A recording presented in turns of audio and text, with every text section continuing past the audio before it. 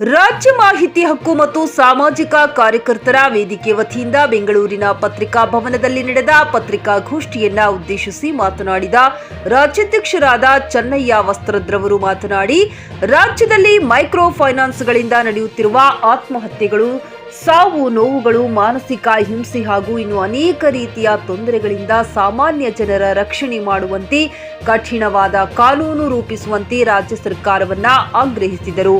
ಸಾಮಾಜಿಕ ಹೋರಾಟಗಾರರಾದ ಗಿರೀಶ್ ಮಠಣ್ಣವರ್ ಮಾತನಾಡಿ, ಆರ್ಬಿಐ ಅನುಮತಿ ಇಲ್ಲದೆ ಅಕ್ರಮವಾಗಿ ಬಡ್ಡಿ ವ್ಯವಹಾರ ನಡೆಸುತ್ತಿರುವ ಶ್ರೀ ಕ್ಷೇತ್ರ ಧರ್ಮಸ್ಥಳ ಗ್ರಾಮಾಭಿವೃದ್ಧಿ ಯೋಜನೆ, ಬಿಸಿ ಟ್ರಸ್ಟ್ ಧರ್ಮಸ್ಥಳ, ಎಸ್ಕೆಡಿಆರ್ಡಿಪಿ ಶ್ರೀ ಮಂಜುನಾಥ ಸ್ವಾಮಿ ದೇವರ ಹೆಸರಿನಲ್ಲಿ ಅಧಿಕ ಬಡ್ಡಿ, ವಾರದ ಬಡ್ಡಿ ಹಾಗೂ ವಾರದ ವಸೂಲಾತಿಯನ್ನ ಮಾಡುವುದು ಶಿಕ್ಷಾರ್ಹ ಅಪರಾಧ. ಈ ಬಗ್ಗೆ ತನಿಖೆ ನಡೆಸಿ ಸೂಕ್ತ ಕಾನೂನು ಕ್ರಮ ಹಾಗೂ ಕಠಿಣ ಕಾನೂನು ರೂಪಿಸುವಂತೆ ಆಗ್ರಹಿಸಿದರು. ನರಸಿಂಹಗೌಡ ಆರ್ ಮಾತನಾಡುತ್ತಾ, ರಾಜ್ಯ ಸರ್ಕಾರ ಹಾಗೂ ಮುಖ್ಯಮಂತ್ರಿಗಳು ಕಠಿಣ ಸುಗ್ರೀವಾಜ್ಞೆಯನ್ನ ಮಾಡಲು ಇಂದು ನಾಳೆ ನಾಡಿದ್ದು ಎಂದು ಮೀನಾಮೇಷ ಎಣಿಸುತ್ತಿದ್ದಾರೆ. ನೇರವಾಗಿ ರಾಜ್ಯ ಸರ್ಕಾರ ಹಾಗೂ ಮುಖ್ಯಮಂತ್ರಿಗಳು ಅವರ ಸಾವಿಗೆ ಹೊಣೆಗಾರರಾಗುತ್ತಾರೆ ಎಂದರು ಹಾಗೂ ಅಕ್ರಮ ಬಡ್ಡಿಕೋರರು ಕಾನೂನಿನ ಕುಣಿಕೆಯಿಂದ ತಪ್ಪಿಸಿಕೊಳ್ಳದಂತೆ ಕಠಿಣ ಕಾನೂನು ರೂಪಿಸುವಂತೆ ಆಗ್ರಹಪಡಿಸಿದರು. ಲೇವಾದೇವಿ ನಿಯಂತ್ರಣ, ಆರ್ಬಿಐನ ಅನುಮತಿ ತೆಗೆದುಕೊಂಡಿರುವ ತಮ್ಮ ದಾಖಲೆಗಳನ್ನು ಕೊಟ್ಟು ದೃಢೀಕೃತ ಆಗುವವರೆಗೂ ಯಾವುದೇ ರೀತಿಯ ಕಂತುಗಳನ್ನು ಕಟ್ಟಬಾರದು ಎಂದರು. ಅಲ್ಲಿಯವರೆಗೂ ದಯವಿಟ್ಟು ಜನತೆ ಆತ್ಮಹತ್ಯೆ ಹಾಗೂ ಯಾವುದೇ ಕೆಟ್ಟ ನಿರ್ಧಾರಗಳನ್ನು ಮಾಡಬಾರದು. ಮೈಕ್ರೋ ಫೈನಾನ್ಸ್ಗಳಿಂದ ನಿಮಗೆ ತೊಂದರೆಯಾದ ತಕ್ಷಣ ನಮ್ಮನ್ನ ಸಂಪರ್ಕಿಸಿ. ನಿಮ್ಮ ಜೊತೆಯಲ್ಲಿ ಸೌಜನ್ಯ ಜೆಎಫ್ ತಂಡ ಹಾಗೂ ಮಾಹಿತಿಯಕ್ಕೂ ಸಾಮಾಜಿಕ ಕಾರ್ಯಕರ್ತರ ವೇದಿಕೆ ತಂಡ ಇರುತ್ತದೆ ಎಂದರು. ಅಧ್ಯಕ್ಷರಾದ ಚೆನ್ನಯ್ಯ ವಸ್ತ್ರದ್, ರಾಜ್ಯ ಉಪಾಧ್ಯಕ್ಷರಾದ ನರಸಿಂಹಗೌಡ ಆರ್, ಟಿಎಚ್ಎಂ ರಾಜ್ಕುಮಾರ್, ಸಾಮಾಜಿಕ ಹೋರಾಟಗಾರ ಗಿರೀಶ್ ಮಠಣ್ಣವರ್, ಸಾಮಾಜಿಕ ಹೋರಾಟಗಾರ ಜಯಂತ್, ವಿಜಯನಗರ ಜಿಲ್ಲಾಧ್ಯಕ್ಷ ಎಂ ರಾಮಕೃಷ್ಣ, ಚಿಕ್ಕಬಳ್ಳಾಪುರ ಜಿಲ್ಲಾಧ್ಯಕ್ಷ ಕೃಷ್ಣಾರೆಡ್ಡಿ, ರಾಮನಗರ ಜಿಲ್ಲಾಧ್ಯಕ್ಷ ರಾಜಶೇಖರ್, ಸಿದ್ದೇಶ್, ಸುರೇಶ್, ಸುಭಾಷ್ ಇನ್ನೂ ಹಲವಾರು ಉಪಸ್ಥಿತರಿದ್ದರು. ಬ್ಯೂರೋ ರಿಪೋರ್ಟ್, ಚಿಕ್ಕಿ news Kannada, Bengaluru. 2024 ನವೆಂಬರ್ನಲ್ಲಿನೇ SKDRDP against ಅವರು ಆದೇಶ ಮಾಡಿದ್ದಾರೆ ಸರ್. ಇದುವರೆಗೆ 37 NCR against SKDRDP. Veerendra Heggade ಅವರ ಹೆಸರನ್ನ ಒಳಗೊಂಡ 2 ಎನ್ಸಿಆರ್ಗಳಾಗಿದೆ, ಒಂದು ಕುಂದಾಪುರದಲ್ಲಿ, ಇನ್ನೊಂದು ಮಂಗಳೂರಿನ ಕಡಬ ಸ್ಟೇಷನ್ ನಲ್ಲಿ. 37 ಎನ್ಸಿಆರ್ಗಳು ಇದುವರೆಗೆ ಆಗಿದೆ ಕಳೆದ 1 ತಿಂಗಳಲ್ಲಿ. ಸೊ ಯಾರ್ಯಾರು ಅದಕ್ಕೆ ತಪ್ಪಿತಸ್ಥರಿದ್ದಾರೆ, ನೊಂದಂತವರನ್ನ ಆಲಿಸಿ ಅವರ ಮೇಲೆ ದೂರು ದಾಖಲಾಗಿ ಕಠಿಣ ಕ್ರಮ ಕೈಗೊಂಡ್ರೆ ಮಾತ್ರ ಇದಕ್ಕೆ ಒಂದು ಶಾಶ್ವತ ಪರಿಹಾರ. ಇಲ್ಲ ಅಂತ ಹೇಳಿದ್ರೆ ಸುಮ್ಮನೆ ಒಂದು ಆಜ್ಞೆಯನ್ನ ಹೊರಡಿಸಿ ತೇಪೆ ಹಚ್ಚೋ ಕೆಲಸ ಮಾಡಬಾರ್ದು ಅಂತ ಹೇಳಿ ನಾವು ವಿನಂತಿ ಮಾಡ್ಕೊಳ್ತಾ ಇದ್ದೀವಿ. ಆಗ್ಬೋದು ಅಥವಾ ಒಟ್ಟಾರೆ ಕರ್ನಾಟಕದಲ್ಲಿ ಆಗ್ಬೋದು ಅಕ್ರಮ ಬಡ್ಡಿ ದಂಧೆ ನಡೀತಾ ಇದೆ. ಆ ಬಡ್ಡಿ ದಂಧೆಯನ್ನು ನಿಲ್ಲಿಸುವಂತೆ ಅಥವಾ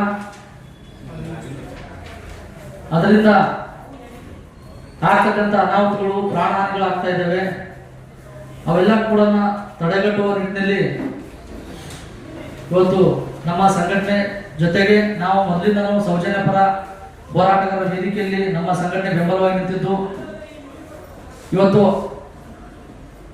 ಒಂದು ಅವರು ಪ್ರಾರಂಭ ಸೌಜನ್ಯ ಪರ ಅವರ ಜಸ್ಟಿಸ್ ಫಾರ್ ಸೌಜನ್ಯ ಏನು ವೇದಿಕೆ ಇತ್ತು, ಆ ವೇದಿಕೆಯಿಂದ ಪ್ರಾರಂಭವಾದಂಥ ಈ ಮೈಕ್ರೋ ಫೈನಾನ್ಸ್ಗಳ ಹಾವಳಿಯಿಂದ ಜನರಿಗೆ ಆಗ್ತಕ್ಕಂಥ ಒಂದು ಅನ್ಯಾಯವನ್ನ ತಡೆಗಟ್ಟುವ ನಿಟ್ಟಿನಲ್ಲಿ ಅವತ್ತಿನಿಂದಲೂ ಕೂಡ ಹೋರಾಟ ಮಾಡ್ಕೊಂಡು ಬಂದಿದ್ರು.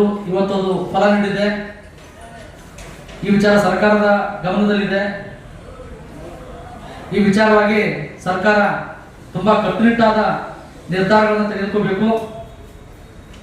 ಬಡವರಿಗೆ ಆಗ್ತಕ್ಕಂಥ ಅನ್ಯಾಯಗಳನ್ನ ಅಥವಾ ಅಕ್ರಮಗಳನ್ನ ತಡೆ ಹಿಡಿಬೇಕು ಅನ್ನೋ ನಿಟ್ಟಿನಲ್ಲಿ ಇವತ್ತು ನಾವು ಸರ್ಕಾರದ ಎಲ್ಲ ಪ್ರತಿನಿಧಿಗಳಿಗೆ ಮನವಿ ಪತ್ರವನ್ನು ಸಲ್ಲಿಸ್ತಾ ಇದ್ದೀವಿ. ಆಗಿರ್ತಕ್ಕಂಥ ಆಗ್ಬೇಕಾದಂತ ಅನಾಹುತಗಳನ್ನು ತಡೆಯುವಂತೆ ನಾವು ಸಾಮಾಜಿಕ ಹೋರಾಟಗಾರರು ಜೊತೆಗೆ ಸೌಜನ್ಯ ಪರ ಹೋರಾಟಗಾರರ ವೇದಿಕೆ ವತಿಯಿಂದ ಇವತ್ತು ಸರ್ಕಾರಕ್ಕೆ ಮನವಿ ಪತ್ರ ಸಲ್ಲಿಸ್ತಾ ಇದ್ದೀವಿ.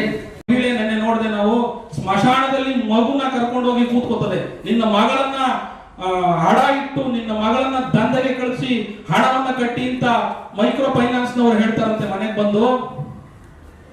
ಹಾಗಾಗಿ ಇವತ್ತು ಕೂಡ ಬೈಲಹೊಂಗಲದಲ್ಲಿ ಒಂದು ಸಾವಾಗಿದೆ. ನಿಜವಾಗ್ಲೂ ಇವತ್ತು ಕೂಡ ಈ ಮೈಕ್ರೋ ಫೈನಾನ್ಸ್ ನವರ ಕಾಟದಿಂದ ಬೆಳಗ್ಗೆ ಬೈಲಹೊಂಗಲದಲ್ಲಿ ಸಾವಾಗಿದೆ. ಆ ಉದ್ದೇಶಕ್ಕಾಗಿ ಒಂದು ಕಠಿಣವಾದ ಅಂತಂದ್ರೆ ಅಂತಿಂತಲ್ಲ. ಇವರು ಈ ಮೈಕ್ರೋ ಫೈನಾನ್ಸ್ ನವರು ಯಾವ ತರ ಅಂದ್ರೆ ಈ ಮೂಲ ಪುರುಷರಿದ್ದಾರಲ್ಲ, ಸಾವಿರಾರು ಕೋಟಿ ಇವ್ರದ್ದು ಉದ್ಯಮ ಇರೋದು. SKDRP ಅವ್ರದ್ದು ಸಾವಿರಾರು ಕೋಟಿ ಅಕ್ರಮವಾಗಿ ಅನ್ಯಾಯವಾಗಿ ಯಾವುದೇ RBI ಲೈಸೆನ್ಸ್ ಇಲ್ಲದೆ, RBIಗಳ ಗೈಡ್ಲೈನ್ಸ್ ಇಲ್ಲದೆ ಅಕ್ರಮವಾಗಿ ಬಡ್ಡಿ ವ್ಯವಹಾರವನ್ನು ಏನು ಮಾಡ್ತಾ ಇದ್ದಾರೆ, ವಾರದ ಬಡ್ಡಿ ವ್ಯವಹಾರವನ್ನ ನಾನು ರಾಜ್ಯ ಸರ್ಕಾರಕ್ಕೆ ನಾವು ಆಗ್ರಹ ಮಾಡೋದಿಷ್ಟೇ, ದಯವಿಟ್ಟು ಮಾನ್ಯ ಮುಖ್ಯಮಂತ್ರಿಗಳಿಗೆ ನಾವು ಆಗ್ರಹವನ್ನು ಮಾಡೋದಿಷ್ಟೇ ನಮ್ಮ ವೇದಿಕೆಯ ವತಿಯಿಂದ. ಯಾವುದೇ ಕಾರಣಕ್ಕೂ ಇವರ ಅಕ್ರಮಗಳಿಗೆ, ಸಾವುಗಳಿಗೆ, ನೋವುಗಳಿಗೆ ದೂರು ದಾಖಲಾದ್ರೆ, ಇವರ ವಿರುದ್ಧ ದೂರುಗಳು ದಾಖಲಾದ್ರೆ ಕೋರ್ಟ್ಗಳಿಗೆ ಹೋಗಿ, ನ್ಯಾಯಾಲಯಗಳಿಗೆ ಹೋಗಿ ಈ ಒಂದು ಏನು ತಡೆಯಾಜ್ಞೆಯನ್ನು ತರೋದು, ಬಡವರಿಗೆ, ದೀನ ದಲಿತರಿಗೆ ಅನ್ಯಾಯ ಆಗಿರುವಂತದನ್ನ ಮತ್ತೆ ಅವ್ರ ಪರವಾಗಿ ಮಾಡಿಸಿಕೊಂಡು ಬರುವಂತದ್ದು ಬೇಡ. ಕಠಿಣವಾದ ಒಂದು ಸುಗ್ರೀವಾಜ್ಞೆಯನ್ನು ಮಾಡಿ ನಿಜವಾಗ್ಲೂ ಈ ಮೂಲಕ ನಾನು ಹೇಳ್ತೀನಿ ರಾಜ್ಯ ಸರ್ಕಾರ ಗ್ರಾಹಕರ ಸ್ಯಾಟಿಸ್ಫ್ಯಾಕ್ಷನ್ ನಲ್ಲಿ ನಂಬರ್ 1 ತೃಪ್ತಿದಾಯಕ ಶೋರೂಮ್ ನಿಮ್ಮ SP TVS ಶೋರೂಮ್ ನಿಮಗಾಗಿ ತಂದಿದೆ ಹೊಸ ಮಾಡೆಲ್ಗಳ ಹೊಸ ಬೈಕ್ಗಳು. ರೈತರಿಗಾಗಿ ಅನುಕೂಲವಾಗಿರುವ ಸೂಪರ್ ಎಕ್ಸೆಲ್ ಕೂಡ ಲಭ್ಯ. ಹಾಗಿದ್ರೆ ಹಿಂದೆ ಭೇಟಿ ನೀಡಿ SP TVS ಶೋರೂಮ್ ಮಾಲೀಕರು ಲೋಕೇಶ್ RG. ಹೆಚ್ಚಿನ ಮಾಹಿತಿಗಾಗಿ ಸಂಪರ್ಕಿಸಿ 8494951009, ನಾಗಲಕ್ಷ್ಮಿ ದಾಬಾ ಹತ್ತಿರ, Gulbarga. Coat pant, sherwani, suiting, shirting, sari, dress material ಹಾಗೂ ಮದುವೆ ಸಮಾರಂಭಗಳ ಎಲ್ಲಾ ತರಹದ ಬಟ್ಟೆಗಳು ಹೋಲ್ಸೇಲ್ ದರದಲ್ಲಿ ಲಭ್ಯ. ಹಾಗಿದ್ರೆ ಹಿಂದೆ ಭೇಟಿ ನೀಡಿ RK ಫ್ಯಾಷನ್ ಕಲೆಕ್ಷನ್, ಬಸ್ ನಿಲ್ದಾಣ ಎದುರುಗಡೆ, ಹುಮ್ನಾಬಾದ್. ಹೆಚ್ಚಿನ ಮಾಹಿತಿಗಾಗಿ ಸಂಪರ್ಕಿಸಿ 8660601957.